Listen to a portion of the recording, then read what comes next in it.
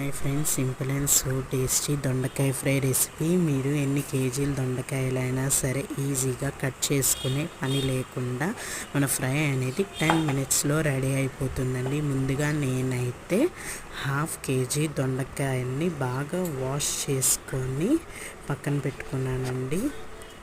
తర్వాత ఒక దొండకాయని తీసుకొని వీడియోలో చూపిస్తున్నట్టు మధ్యలో చపాతీ కర్రతో కొట్టాలండి. మధ్యలోకే కొట్టండి. నేను వీడియోలో చూపిస్తున్నట్టు లేత అయితే మనకి ఫ్రై ఇంకా సో టేస్టీగా ఉంటుందండి. నేనైతే అన్ని దొండకాయల్ని ఒక బౌల్లో తీసుకొని రెడీగా పెట్టానండి.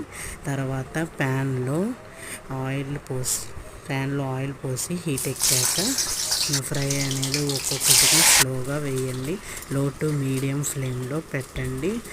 తర్వాత 10 మినిట్స్లో మన ఫ్రై అనేది రెసిపీ రెడీ అయిపోయిందండి.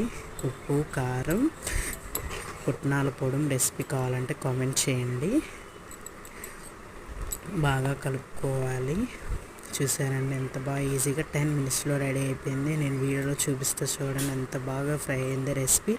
Like, share and subscribe to my channel.